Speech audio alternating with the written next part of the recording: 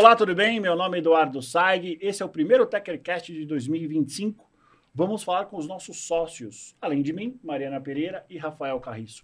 Brevemente, iremos passar sobre como se comportou o nosso mercado no ano passado, mas principalmente o que a gente espera para esse ano de 2025. Antes de mais nada, para você que está chegando agora, curta, compartilhe e se inscreva no nosso canal. E se também você está chegando agora, saiba que nós temos a mania de nos autodescrevermos. Por quê? Para a gente dar a oportunidade para aquelas pessoas que infelizmente não têm o prazer de ver essa beleza que nós temos, para elas principalmente imaginarem como nós somos. Então, eu sou um homem branco, cis, hétero, estamos num grande estúdio, que é basicamente uma grande sala, um espaço preto, com várias luzes, sentado numa belíssima mesa de madeira, com um televisor à minha esquerda, com o nosso logo em laranja. Tenho um cabelo que já está indo embora, uma barba bem feita, um óculos de grau preto, estou vestido com uma camisetinha polo preta, tenho uma grande tatuagem no braço direito, e vou passar a bola agora para o meu querido sócio Rafael Carriço, para ele se autodescrever. Muito bom dia, boa tarde, boa noite a todo mundo que está nos escutando, nos assistindo. Aqui é um prazer, essa temporada nova de 2025. Eu sou Rafael Carriço, sócio responsável pelas posições de tecnologia aqui na Teckers. Eu sou um homem hétero cis de 1,79 m, branco, o cabelo também escasso, a barba bem mal feita, diga-se de passagem. E especialmente hoje estou com a nossa peita da Teckers, né? Muito bonita, por sinal. A camiseta da Teckers aqui que é preta, com o nosso logo em laranja. Numa grande mesa de madeira, num grande estúdio, com uma TV com o nosso logo de fundo. E espero que você acompanhe a gente nessa temporada de 2025. Como disse o Edu, se inscreve, curte, compartilha, dá uma moral pra gente. O ano passado foram quase 30 episódios, né? 35 episódios, mais sei lá quantos cortes. Com grandes executivos de mercado, bastante conteúdo, nós tivemos feedbacks muito positivos. Então dá uma moral para o nosso trabalho aí, se inscreve, compartilha com seus amigos, ativa o sininho aí para você receber a notificação de toda terça-feira tem episódio novo. E eu quero passar a bola para nossa sócia, Mari Pereira. Bom dia, boa tarde, boa noite para você que está ouvindo, assistindo a gente. Super prazer. Você se autodescreveu, né? Ia falar que faltou, mas não. É super prazer estar aqui com vocês. Eu sou a Mari Pereira, eu sou uma mulher branca, cis, hétero, tô com os meus cabelos soltos, estou de preto com vermelho hoje e estou aqui para a gente conversar bastante sobre o ano, como foi o ano passado, mas principalmente acho que para a gente trazer um pouco de tendências de mercado. Exatamente. E o que a gente enxerga para esse futuro. E eu queria começar com você, Edu, aproveitando aí o ensejo, as áreas de recursos humanos mais aquecidas. Como que você viu o finalzinho do ano passado e como que você enxerga aí o mercado para esse próximo ano? Ano passado, 2024, foi um ano interessante de uma maneira geral. Apesar da gente ter tido diversas notícias dizendo que o mercado como um todo de trabalho estava superaquecido, não foi um pouco do que eu vi. Eu acho que o mercado, de fato, ele permaneceu estável, obviamente com todas as substituições normais que nós temos. Lembrando que uma substituição, ou seja, uma nova posição, ou é um crescimento de quadro, ou é uma substituição. Então, a minha percepção como recrutador especializado tivemos pouco aumento de quadro até o finalzinho do ano e muitas substituições. Mas muito mais posições de suporte, ali até um analista sênior, especialista. Uhum. Isso mostrou que o mercado, basicamente no ano passado inteiro, ele não teve grandes planos para a área de recursos humanos. E eu acho que isso reflete, naquele momento, uma insegurança do mercado como um todo, né? Esse momento, ele mudou, para mim foi muito nítido nisso, entre começo de novembro e final de novembro. Por quê? Black Friday. Então, teve muitas empresas que seguraram o planejamento estratégico do ano, desse ano, né? Esperando a Black Friday para justamente tentar bater as suas metas com mais segurança. E aí foi sintomático. A partir do momento que entramos em novembro, a gente já começou a ver posições de liderança anunciadas, principalmente no LinkedIn, e aí posições novas, ou seja, aumento de quadro. O que isso mostra? Mostra que as empresas entenderam como é que foi 2024, elas se planejaram para um 2025 diferente. Um 2025 talvez mais arrojado, com metas maiores, e aí elas vão precisar ter um suporte maior.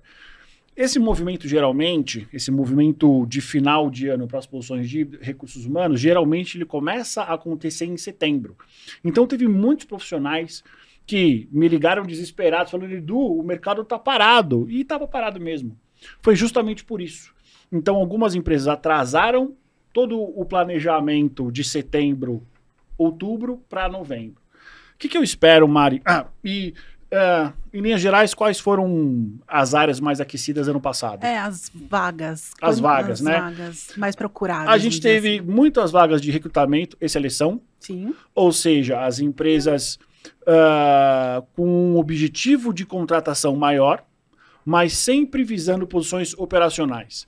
A gente teve uma retomada das posições de remuneração, que até um tempo atrás... Remuneração foi uma área que de 2014 até 2022 teve muita procura pelas empresas, muito por conta de investimentos externos, muitos investimentos em startups, negócios online, e é uma área que ela cresceu de uma maneira muito tradicional. Então, basicamente, ela ficou quase 10 anos sendo uma das áreas com maior procura, e de 2022 até o ano passado, essa procura acabou sendo menos intensa. E ano passado a gente teve uma retomada. Justamente porque as gerações que estão entrando no mercado de trabalho, que estão se consolidando, têm necessidades diferentes. Uhum. Então não dá simplesmente mais para a gente começar a pensar numa estratégia de remuneração só com o básico. E como a gente viu aqui, vários dos nossos convidados ano passado eram dessa área, e a grande tendência para a área de remuneração são os benefícios flexíveis, é uma questão de well-being, programas de bem-estar estruturados, né? E tudo isso está começando a se desenvolver. E também a gente começa a ver uma mudança da área de benefícios, deixando de ser essa área mais de gestão dos produtos, para de fato se tornar uma área de bem-estar, tendo uma melhor utilização de qualquer serviço e de qualquer produto que vise o bem-estar das pessoas. Então, analistas de benefícios especialistas com esse viés, que é uma tendência e é uma posição relativamente nova, cresceu bastante ano passado. Desenvolvimento organizacional, da parte de cultura. Cara, a maior discussão que a gente teve ano passado sobre recursos humanos é horário flexível, trabalho remoto. Tudo isso é cultura. A gente recebeu aqui o Fabrício Oliveira da Vulcan. Ele foi uma das primeiras pessoas aqui no Brasil a colocarem as políticas de 4 dias de trabalho. Cara, isso é muito difícil. Então, essa parte de cultura, desenvolvimento organizacional, foi muito buscada no passado e vai continuar sendo buscada aí. 4 dias híbrido ainda, né? 4 dias híbrido, né? Então, tudo isso mexe com as diferentes gerações, muito disso mexe com o status quo de como o mercado como um todo ele está acostumado a trabalhar. Eu acho que é uma discussão que vai continuar bastante tempo. A gente teve e tem ainda a questão da saúde mental, que agora, de fato, vai começar a estar presente na discussão como um todo nas empresas, né? Até então, foi um tema que ele começou a surgir ali um pouquinho depois que a pandemia se instaurou. Muitos executivos, muitos líderes não deram a menor bola, e agora, de fato, com as mudanças legais, esse tema ele vai cada vez mais fazer parte, e aí ele vai pegar tanto atração, retenção e desenvolvimento de talentos. Então, eu acho que já entrando nesse ano, eu acho que é talvez a preocupação que as empresas precisam ter desde já, né? Não dá para a gente falar de tendência de recursos humanos sem falar de inteligência artificial. Inteligência artificial, no momento prático que nós estamos, é basicamente análise de dados ainda.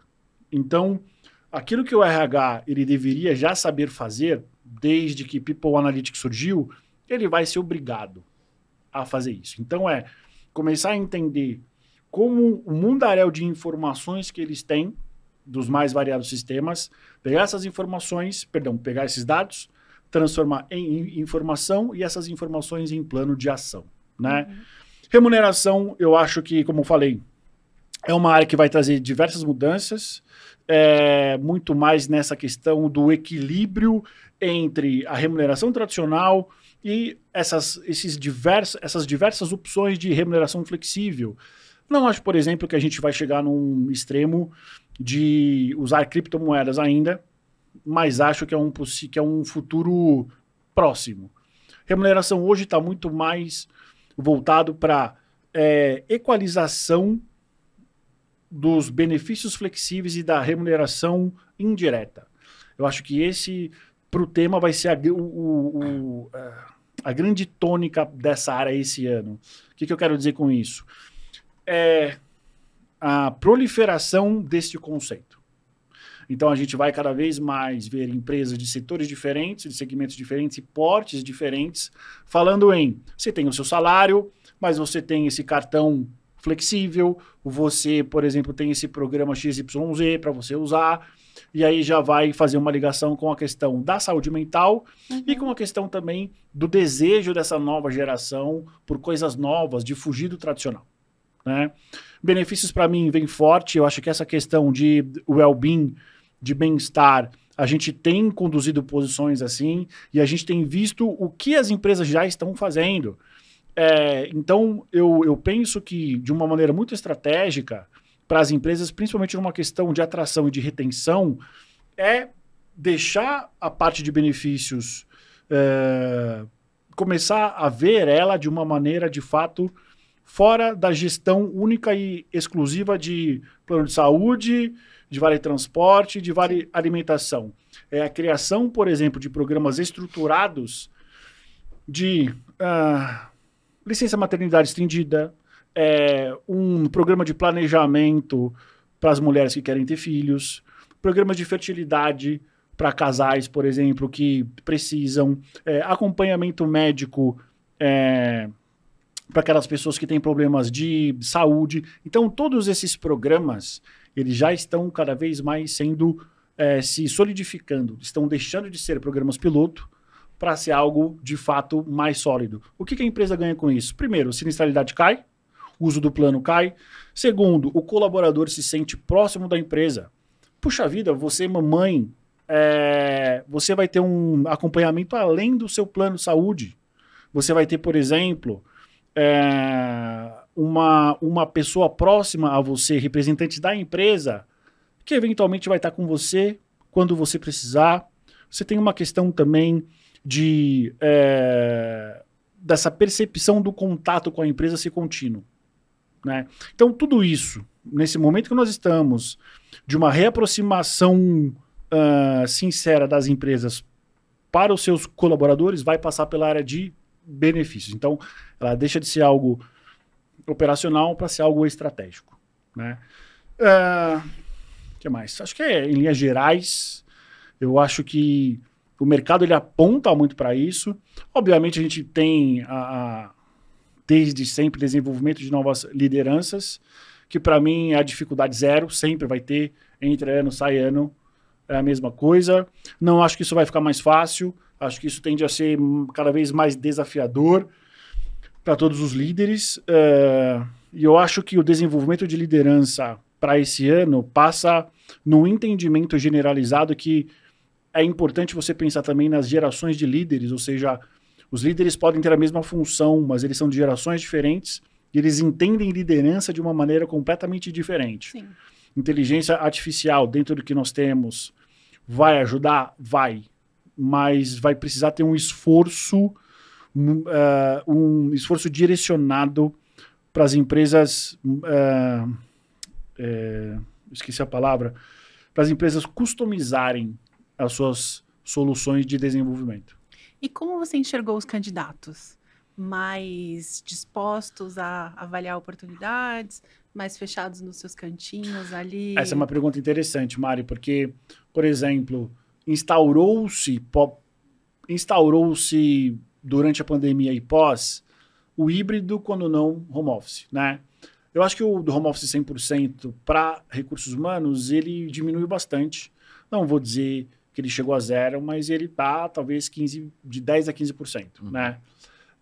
Diferentemente de outras áreas onde você tem alguma possibilidade de trabalhar 100% remoto, né? Hoje em dia, os candidatos de fato desejam muito regime híbrido, então pelo menos 4x1, 3x2 é o ideal. Qualquer coisa diferente disso já começa a criar mal-estar. Não é que os candidatos eles não estejam disponíveis, mas eventualmente eles não vão dar prioridade para os processos seletivos que forem 100% presenciais, né? O que eu percebo? Eu percebo que os candidatos estão muito interessados em toda a discussão e estão ficando cada vez mais interessados em toda a discussão pertinente aos direitos que eles têm. Então, eles estão mais informados.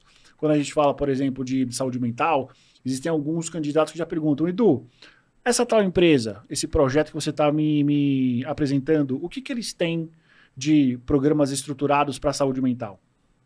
Existe algum tipo de iniciativa formal relativa a isso? E aí volta no que eu acabei de te dizer. Sim. Programas de benefício de well-being vão ser diferenciais competitivos de fato. Claro que já existem empresas muito avançadas nisso, mas acho que vai haver uma generalização de que precisamos fazer alguma coisa, né? Então, acho que o que eu tenho visto ano passado, que eu acho que vai continuar sendo a tônica para esse ano, são justamente essas perguntas. Não é só o salário que interessa mais, não é só o desafio que interessa mais, é a sustentabilidade dessas pessoas nesses lugares, né? Essa é uma percepção curiosa, porque trazendo um pouco para o nosso mundo aqui de tecnologia, e eu vou até trazer minha percepção generalizada de 2024 olhando o mercado, né?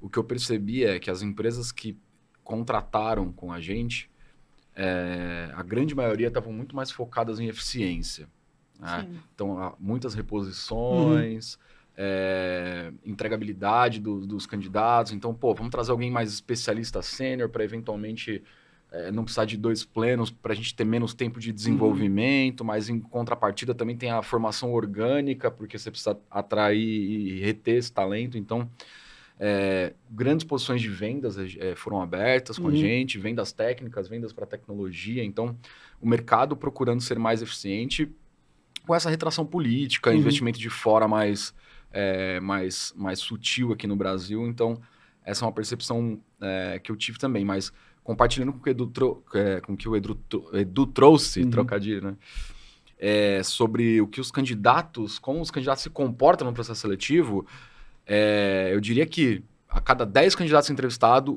8 as primeiras perguntas que fazem mas qual o modelo de trabalho?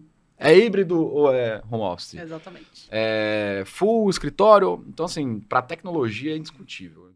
Empresas que querem trabalhar full office estão fadadas a ter um grande problema para resolver, porque o mercado já pilota quase que, na grande maioria, home office, e os que estão híbrido encontram um pouco de dificuldade aí para atrair e reter talentos também. Então, é interessante como a gente acompanha esse movimento de mercado através dos candidatos que se aplicam para as nossas vagas. Exato. Também. Geralmente, os movimentos das outras áreas acabam impactando no recursos humanos.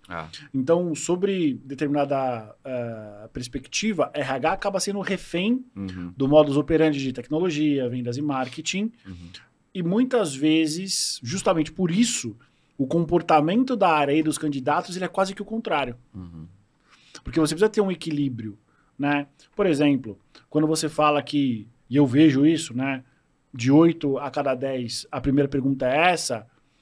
Ao contrário, quando a gente para pensar na função do RH nos nossos clientes, eles precisam suportar isso.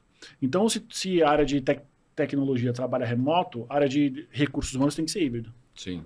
Sim. No mínimo, né? No mínimo. Operações, né?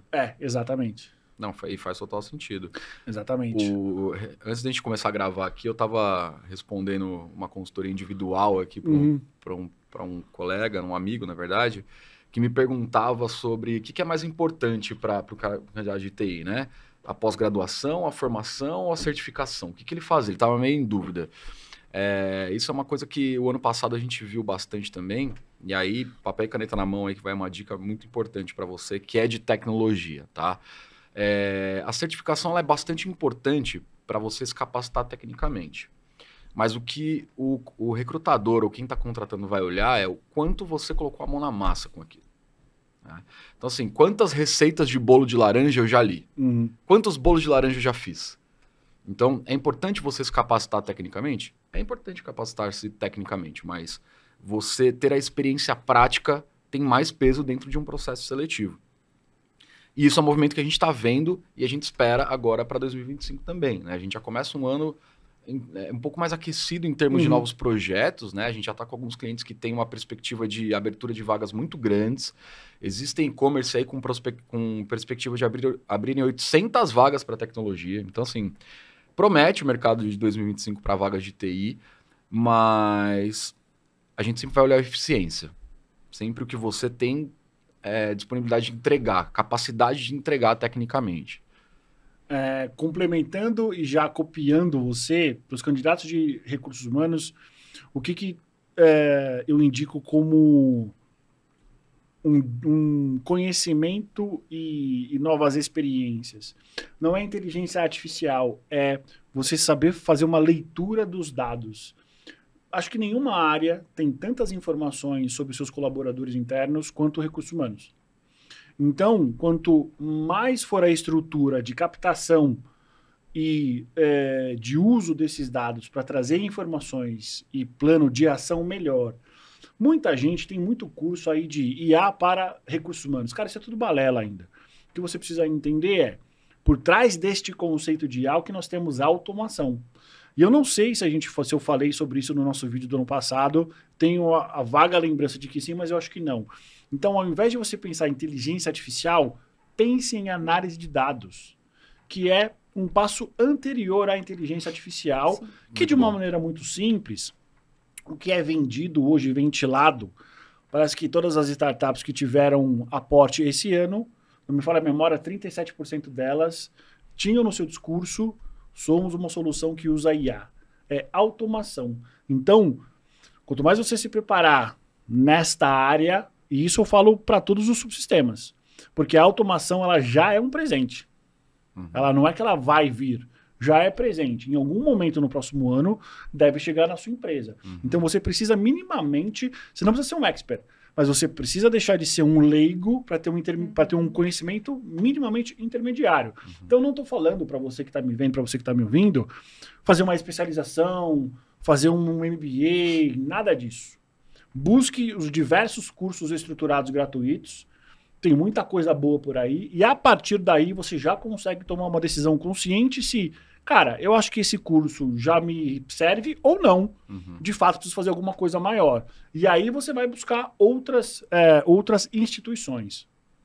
Só complementando, desculpa, Mari, de cortar, porque o que o Edu traz é tão estratégico e poderoso para você que é de RH. Não é à toa que o Edu é eleito aí, 3º ano, o melhor headhunter de RH. Então, mas é tão verdade o que você está falando sobre o poder analítico que o RH tem para uma empresa. Agora, no fim do ano, eu estava conversando com um executivo da Accenture, né, que dispensa comentários, uma das Big Fours maiores aí do mundo, do setor de tecnologia. E no fim do ano, eles não deram um brinde para os colaboradores, mas fizeram uma festa gigantesca. Uma super festa, com tudo do bom e do melhor, né? E aí, pós essa festa, o RH gerou uma pesquisa para o próximo ano fiscal para validar se os colaboradores preferem novamente uma festa ou se eles preferem um vale bônus, um panetone, um cartão, qualquer coisa que seja. Mas qual que é o impacto disso, fazendo um paralelo para o que o Edu trouxe? É o RH preocupado em analisar os dados da empresa, porque isso gera impacto em clima, em satisfação e, naturalmente, resultado. Então, assim, ter esse feeling e utilizar a tecnologia a favor do teu RH, eu acho que vai fazer uma grande diferença aí pro ano. Na verdade, não é nem ter o feeling. Você vai ter a evidência. E é isso que os negócios cada vez mais... Os dados, né? É isso, na verdade, que as empresas estão buscando, porque não adianta, por exemplo, você ter o feeling numa área de gente e nas outras áreas você ter evidências de dados. Então, se eu tenho dados de toda a empresa, eu consigo fazer leituras diferentes. E aí, qual é o próximo passo que provavelmente a Accenture ela vai tomar? Não sei se esse ano ou no próximo. Ao mesmo tempo que ela vai ter uma estruturação de benefícios, ela vai ter uma individualização deles. Então, em algum momento, vão começar a separar por clusters, ou seja, a gente tem aqui o time que prefere uma cesta básica. Então, beleza, ele vai ganhar uma cesta básica. Tem um time aqui que quer uma viagem, vai ganhar uma viagem. Pode parecer besteira para quem está vendo a gente, para quem está ouvindo, mas quando a gente fala isso numa grande empresa, de fato, você está falando em estruturas para você conseguir atingir esses objetivos. Sem dúvida. E isso vai funcionar de uma maneira mais harmônica, mais barata e mais rápido com a automação. Sim. Por quê? Porque ao invés de você virar para um fornecedor e você falar para ele, cara, eu acho que vai ser de 100 a 300 cestas básicas, vou dar um exemplo. Não, vão ser 85, Você são vai ter essas o pessoas número aqui. exato, né? Essas pessoas não vão na nossa festa de fim de ano porque elas não gostam. Então, o meu custo da festa vai cair Uhum. e quem vai estar na festa vai estar amarradão. Mas quem está na festa possivelmente não vai ganhar a cesta. Uhum. E aí você tem uma percepção do seu colaborador, você tem uma percepção por parte do seu colaborador do tipo, cara, essa empresa realmente sabe daquilo que eu gosto. É isso aí. Que é a jornada do colaborador dentro da empresa, Exato. né? O olhar do tipo, tenho necessidades diferentes das Exatamente. outras pessoas, né? Exatamente. E aí, falando de necessidades diferentes, Mari, traz um pouco daquilo que você viu sobre diversidade e inclusão, que é a individualização, né? Que é talvez o ponto máximo dessa individualização. A gente falou muito sobre o desinvestimento, vamos chamar assim de uma maneira muito cortês, né? Por parte das empresas. O desinvestimento nos programas e nas filosofias de diversidade. E permanece. As empresas cada vez menos têm investido. Tem uma grande empresa do mercado siderúrgico que tem uma profissional de referência lá em diversidade. E ela, em dezembro, postou que ela não estaria mais em diversidade e disse que viriam novos desafios. E aí você fica com aquela, né, para onde ela vai? É uma profissional realmente de muita referência. E em janeiro ela posta que ela assume uma área de well-being dentro dessa mesma indústria siderúrgica. Então é um olhar, talvez, de que essa individualização, esse processo de eu trazer as diferenças para dentro da empresa, no Brasil é como se, assim, já passamos por esse momento, as empresas, as estruturas já estão diversas, a gente já tem representatividade, agora está na hora da gente cuidar das pessoas. Que antigamente a gente falava que era a segunda parte, que era a inclusão, mas para mim é a terceira parte, que é o pertencimento. Porque não adianta, né, a gente já discutiu isso aqui, não adianta você trazer um monte de gente para dentro da empresa e não criar uma cultura na qual essas pessoas possam conviver minimamente em harmonia, porque o diferente incomoda mesmo. Então você vê esse movimento, grandes empresas, tem um grande banco que também fez a mesma coisa, pegou a área de diversidade, e não é que diversidade some, diversidade passa a ser cultura, e para mim faz todo sentido, porque se você constrói, se a cultura ela tem metáforas e ela está favorecida no movimento de que as pessoas podem ser quem elas são ali dentro, sem julgamento, você tem o grande chapéu disso tudo, que é a segurança psicológica, e aí as pessoas se sentem seguras ali dentro, então por isso áreas de segurança, por isso áreas de saúde mental funcionam melhor dentro desse movimento. Ontem me deparei com uma manchete do McDonald's, que foi a primeira empresa varejista que se posicionou, porque o varejo tem suas particularidades, porque você está em contato direto com o cliente, e na sua grande maioria o cliente só vai consumir de você se ele sentir que existe representatividade. Óbvio, em todas as empresas de bens de consumo isso aparece, mas no varejo é mais latente, porque se eu entro numa loja do McDonald's e só tem pessoas brancas, e eu sou uma pessoa preta, eu vou me sentir mal. Então o McDonald's ele se posicionou nos Estados Unidos acabando com as áreas de diversidade e inclusão, e isso deve chegar aqui no Brasil, né, como uma tendência de novo a desacelerar cada vez mais essas estratégias. Eu tive a oportunidade de ir numa grande montadora no ano passado, uma montadora super curiosa aqui do Brasil, dar um treinamento de liderança inclusiva para todos os líderes de fábrica sobre liderança inclusiva, e eu me deparei com líderes de 30, 40, 50 anos de empresa que mal sabiam o que era, como se dirigir a uma pessoa preta.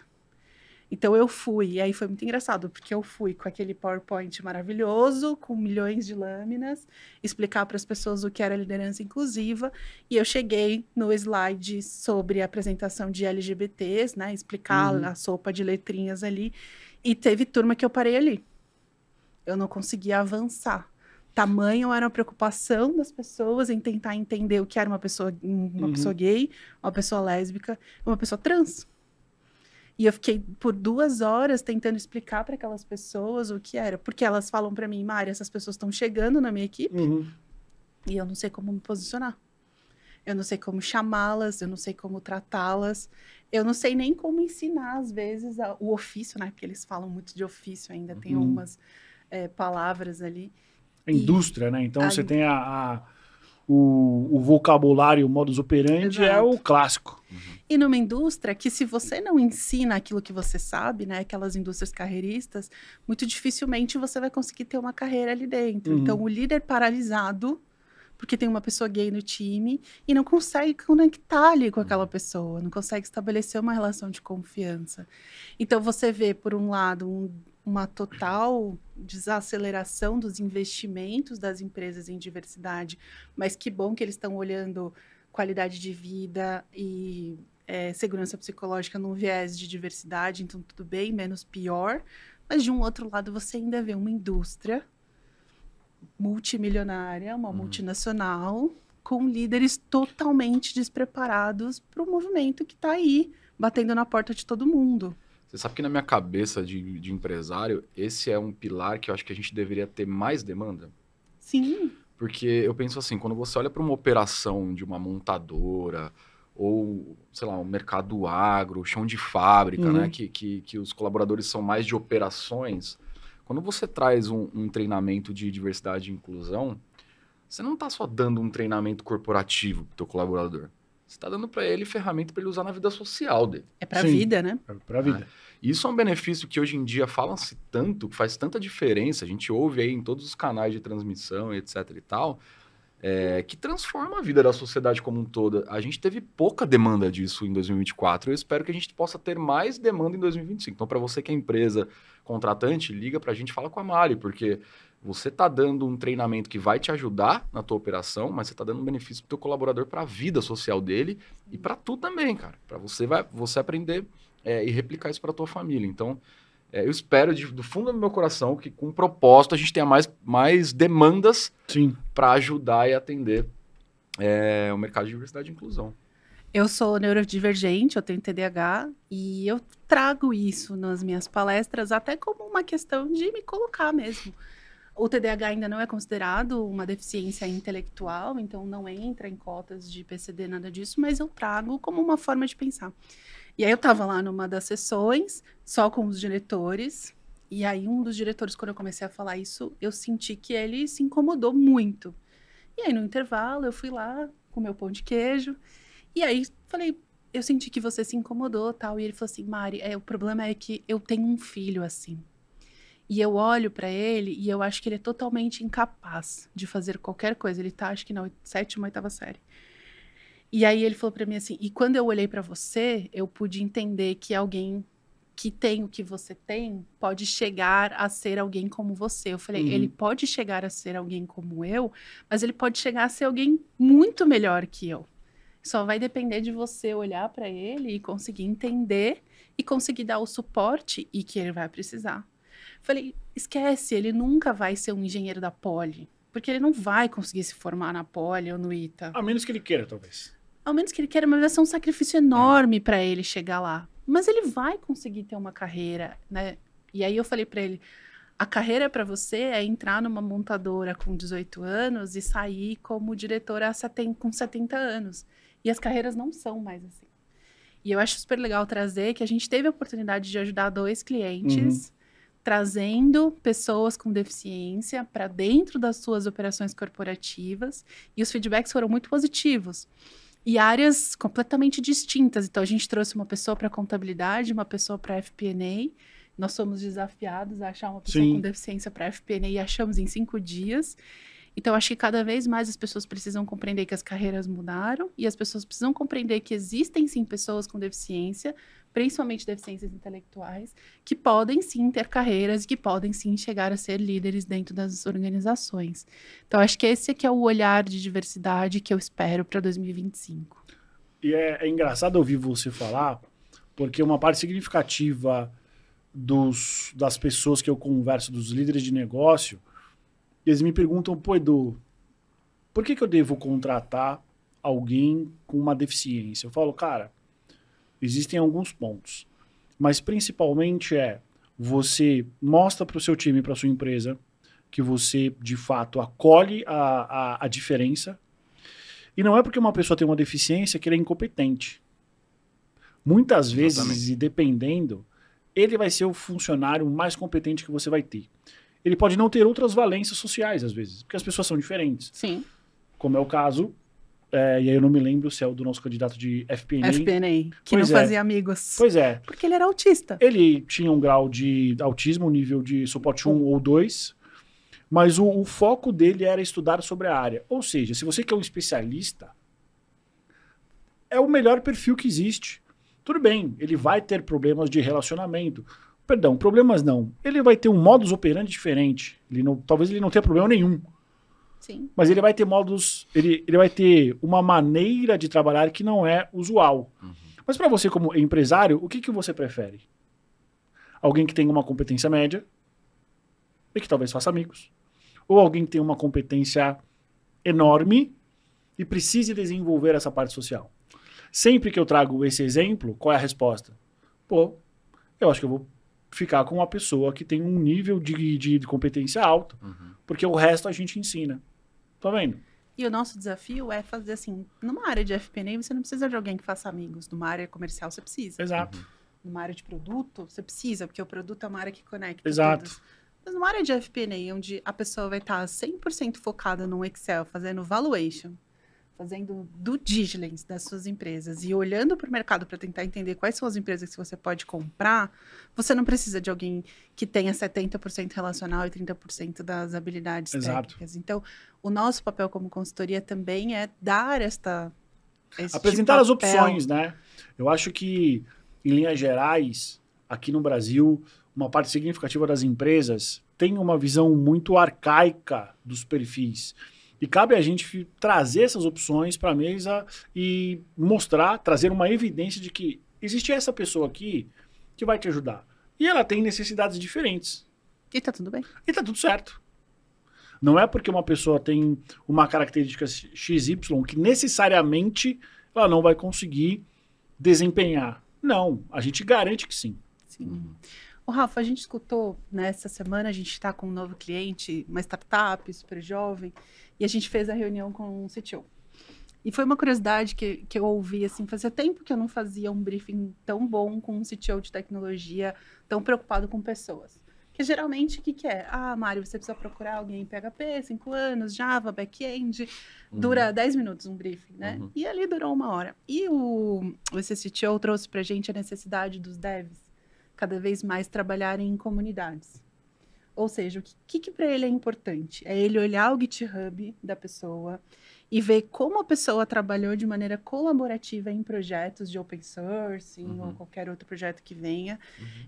E o quanto essa pessoa consegue transitar em meetups, em comunidades de tecnologia, para que ela possa aprender. Você enxerga isso como uma tendência para esse ano, desses profissionais? Como é que você vê isso? Total. E eu vou trazer para o nosso mundo, para a nossa realidade. A gente tem clientes distintos que aplicam os diferentes modos operantes em termos de comunidade, etc. A gente tem clientes, por exemplo, que durante o processo seletivo aplicam testes, desafios técnicos. E assim, nós como consultoria respeitamos. A gente faz, né? Mas não recomendamos, tá? Porque quando a gente fala de recrutamento e seleção para o mercado de tecnologia, a gente está falando em engajamento.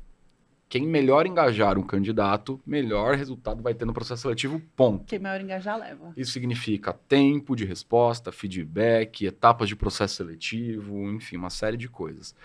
E existem clientes que não aplicam teste, mas que são mais preocupados com cases, GitHub, se ele está envolvido na comunidade ou não, se ele conhece pessoa XPTO, se ele foi no evento tal, no hackathon tal. Então, de novo, trazendo um pouco do que eu trouxe no começo aqui sobre o quanto você suja a tua mão dentro do projeto, job, né? Do job que você tá, né?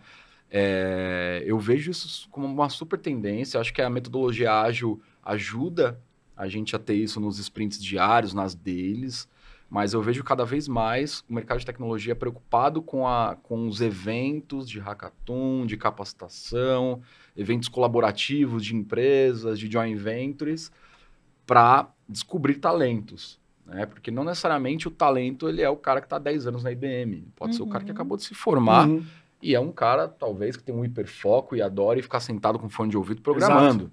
Mas como é que eu acho esse cara? Ele não tem um GitHub, né? Ele acabou de se formar, ele não tem muita experiência, mas às vezes ele tem muito potencial para a minha operação. Então, eu acho que esses eventos colaborativos tendem a se destacar em 2025. A agenda de eventos de tecnologia tem crescido cada vez mais, então a gente tem visto eventos para cybersecurity, para desenvolvimento de operações, para dev, para design, para IA agora, ChatGPT. Então, eu super apostaria nesse tipo de manobra para esse ano, sim, com certeza. E eu acho que isso talvez comece a consolidar uma situação que deixa de ser tendência e vai para ser e passa a ser uma melhor prática para o público de tecnologia, que é o desenvolvimento das soft skills sociais. Exato. Então, por que eu digo isso? Eu confesso que eu não me lembro agora aonde eu li isso, e eu acho que faz pleno sentido que cada vez mais as empresas vão buscar o profissional de tecnologia que ele seja bom tecnicamente, mas que ele consiga se relacionar com as outras pessoas. Total. E quando a gente está falando de comunidade, a gente está falando de relacionamento. Ponto. Esse mesmo cliente, ele usou um termo interessante, o lobo solitário. Exato.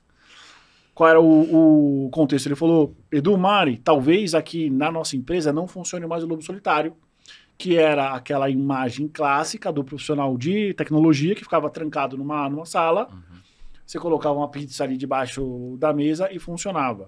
Ele falou, isso tende a funcionar pouco aqui ou funcionar sobre determinado contexto, mas não funciona mais. Então a gente precisa alinhar tanto uma capacidade técnica alta quanto uma capacidade de relacionamento alta também. E eu acho que isso se reflete muito nos nossos negócios, de uma questão muito simples. A tecnologia, ela é um diferencial competitivo, mas ela vem se tornando cada vez mais um meio para. Sim. Então, isso mostra que o mercado de recrutamento ele precisa saber avaliar também não só a parte técnica, que já é complicado, quanto essa parte de relacionamento social, relacionamento interpessoal, soft skill, as boas e velhas, comunicação, relacionamentos interpessoais, capacidade de negociação. Então, acho que tudo isso já é um desafio. E aí passa a ser um desafio talvez muito mais para os candidatos do que para a área de recursos humanos. E já espera isso, né? Sem dúvida. E o que vocês, Mari e Edu, esperam em termos de podcast para esse ano, né, para essa temporada de 2025? Até trazendo aqui para você que está ouvindo e vendo a gente, a Mari, o Edu e eu e a Letícia, que é do nosso time de marketing, a gente discute exaustivamente o propósito desse canal aqui, do podcast, e da Techris como consultoria, que é dar voz para você, executivo, profissional, empreendedor, contar a tua história aqui, inspirar as pessoas, e para você, enquanto candidato, quanto a gente pode te ajudar com dicas, melhores caminhos, que é o que a gente está fazendo aqui, dando para vocês um pouco de perspectiva para 2025, mais impressões de 2024, do lado empresário, do lado recrutador, né? Já dá um spoiler do que eu espero aqui, mas quero ouvir de vocês, né? Então, o que eu espero para 2025, para essa temporada, em termos de convidados, trazer para você, a audiência que está nos ouvindo e nos vendo, profissionais da área de marketing digital, trazer um público feminino de executivas maior, né? Tentar trazer alguém de diversidade e inclusão também com foco em business, em empresa, mas tentar trazer para você um conteúdo que vai agregar na tua carreira, que vai te dar insight, que vai te inspirar, que vai te ajudar como empresa ou como RH a melhorar a tua operação. Edu e Mari, o que vocês esperam em termos de conteúdo e convidados para essa temporada? Eu espero pessoas inspiradoras, eu espero pessoas inteligentes. Eu tenho alguns nomes na cabeça, mas vou deixar aqui porque eu vou convidar. Mas eu gostaria de ter pessoas mais sêniores, C-levels, presidentes de empresa. Eu acho que a gente trouxe algumas pessoas aqui nesse nível. E também potenciais, talentos, pessoas que a gente encontre. Tem um monte de candidato que a gente fala durante o dia, que a gente se encanta e fala, putz, esse cara... Alguém precisa conhecer esse cara, né? Alguém precisa dar uma oportunidade para essa menina ou para esse rapaz falar. E, enfim, gostaria de ter gente mais como a gente, mas ao mesmo tempo ter pessoas C-levels aqui para a gente discutir em alto nível sobre negócios. Eu faço um misto do que vocês querem fazer e eu acrescento pessoas que atuam em segmentos tradicionais por muito tempo. Porque eu gosto muito de entender a história dos segmentos. Eu acho que a gente precisa entender minimamente o que foi para entender mais ou menos o que está acontecendo. Então, quero trazer, como sempre, profissionais de recursos humanos e de negócios e de outras áreas que têm destaque, mas quero trazer as pessoas que um dia tiveram destaque e hoje são consultores aposentados, estão em outros negócios, para a gente sempre ter um misto de visões, né? E muito parecido com você, Mari, eu acho que desde sempre, desde que eu atuo como recrutador e que eu comecei a ter liberdade de produzir conteúdo, dar palco para quem merece. Sim. Tem muita gente boa no mercado que não está no LinkedIn, que não investe nisso. Tem muita gente boa no mercado, cara, que não tem tempo, não tem dinheiro, não tem um direcionamento para se expor. E são pessoas que precisam ser conhecidas. Né? E eu acho que num ambiente como o nosso, eu acho que antes de tudo, um ambiente profissional, um ambiente seguro para essas pessoas. Eu acho que vai fazer muito bem para a nossa comunidade, para a nossa sociedade conhecer pessoas diferentes que não estão aí no mainstream. Fora do óbvio, né? Assim, fora do óbvio e com consistência. Eu acho que a maturidade do uso das redes sociais com o passar do tempo, ela vem mostrando para a gente de que não é porque é exposto que é consistente. Então, cabe a nós como recrutadores, e eu acho que isso é algo que a gente faz com o pé nas costas e faz muito bem, é a gente selecionar o joio do trigo.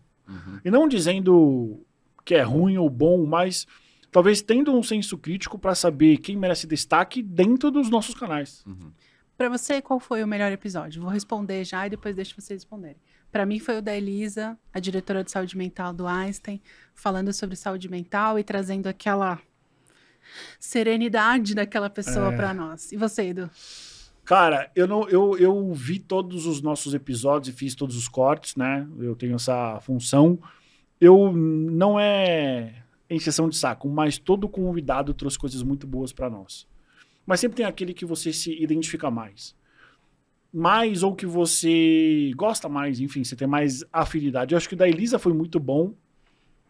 Acho que o primeiro do Eluar, pela própria simbologia de ser o primeiro. Sim. O da Margarete foi interessante, porque começou a abrir muitas portas. O da Mariana, a interculturalista, eu achei talvez, junto com o da Elisa, para mim foram os mais impactantes. Por que foram os mais impactantes? Porque é muito diferente do senso comum que eu estou acostumado.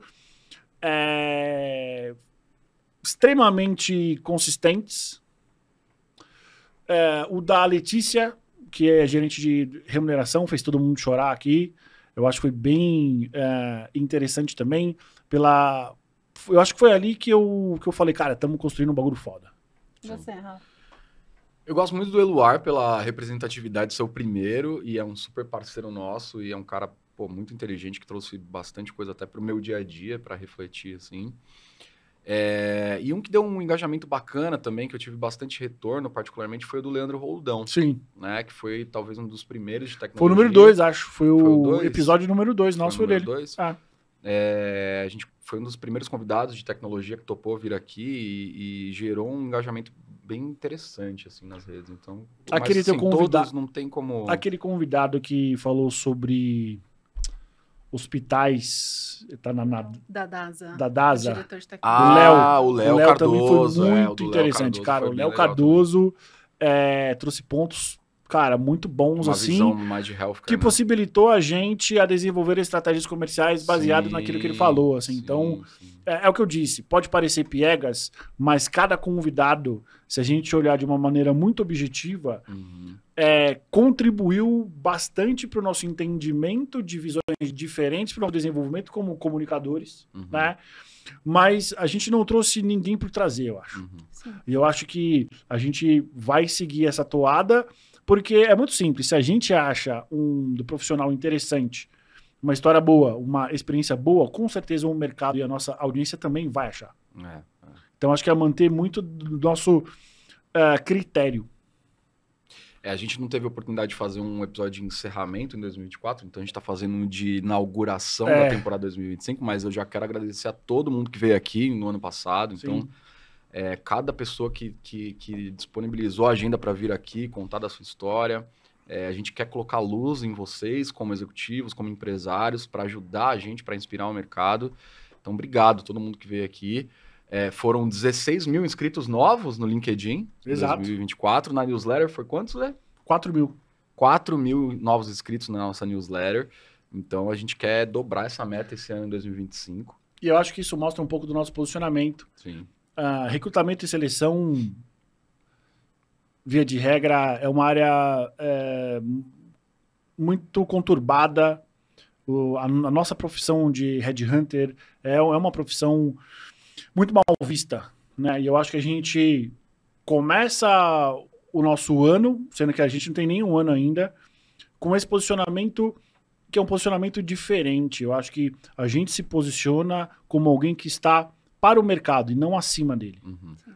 Acho que uma parte significativa, principalmente você, Mari, que trabalhou nessas grandes empresas de consultoria, você viveu muito isso. Aquele headhunter que era um semideus, parecia que estava vindo do céu e ia falar, vou mudar a sua vida. Trabalhei com uma semideusa. Isso não existe mais. Não existe. Né? Então, acho que o mercado validou esse posicionamento nosso. E um desafio para a gente é se manter fiel a ele, né? Boa. Para finalizar, Mariana, NR01. Bom, Conte um pouco sobre isso para nós, porque você, mais do que qualquer convidado, mais do que eu e o Carriço, você veio batendo nessa tecla de saúde mental desde o dia zero. Bom, sou uma grande estudiosa do tema, estou terminando meu MBA em Burnout pela Universidade de Chicago e tenho estudado bastante, a gente tem discutido bastante nas aulas. A NR1 vem com o objetivo de trazer uma série de diretrizes para as empresas com relação às novas políticas de saúde mental. Uma delas que eu acho que vai impactar muito as empresas é que a partir de agora existe uma obrigatoriedade de você reportar os números de afastamento de CDF para o governo. Antes, algumas empresas reportavam, outras não, depende se você tinha capital aberto ou não, tinha ali uma questão. Hoje já existe a obrigatoriedade. E o que é mais legal é que ela vem, como toda a NR, como toda normativa, vem com um desafio das empresas de estabelecerem políticas e processos e treinamentos para a liderança a respeito de saúde mental. O que eu acho que é, de novo, igual diversidade, tem um monte de gente falando, mas pouca gente realmente sabe como estabelecer práticas, políticas e processos para que as pessoas sejam mais saudáveis dentro do ambiente. A gente não está dizendo que a gente vai virar um parque de diversões, mas a gente tem que ter ambientes cada vez mais saudáveis para as pessoas produzirem, se desenvolverem e crescerem. A gente está no Janeiro Branco, que é o janeiro, né, o mês de conscientização sobre a saúde mental, então a NR veio também foi lançada nesse mês de maneira simbólica, e eu acho que cada vez mais empresas e consultores de saúde mental vão ter muito espaço para desenvolverem políticas e processos, mas eu tenho um receio de que, de novo, seja algo para inglês ver. Né? E que realmente, eu acho que poucas empresas ainda, como o Alcino Terezo. O Alcino trouxe para a gente, né, um pouco do olhar do impacto da saúde mental na quantidade de impostos que as empresas vão pagar e tudo mais. Então, eu acho que isso vai ser mais para final de 25, começo de 26. Quando mexe no bolso da empresa, a empresa se mexe. Fato. Mas eu acho que as empresas precisam, você é RH, você precisa entender todas as normativas, tudo que a NR1 pede. E mais do que nunca, você precisa estruturar um programa de qualidade de vida e bem-estar para sua empresa, porque as pessoas estão doentes. Sim. É sobre isso. E não só as pessoas estão doentes no mundo corporativo, as pessoas estão doentes na vida. Né? Porque antes você ficava estressado no trabalho, mas quando você chegava em casa, parecia que magicamente... Bom, vai sair agora a segunda temporada do Ruptura na Apple TV. Todo mundo de RH deveria assistir. É uma série que você entra no elevador da empresa e ativa um chip na qual você só lembra dos seus momentos na empresa. E quando você vai para o elevador na volta, o chip da empresa desliga e o chip da vida pessoal liga. Nossa, seria perfeito, maravilhoso se isso existisse, mas não existe. E agora vai sair dia 17 a segunda temporada.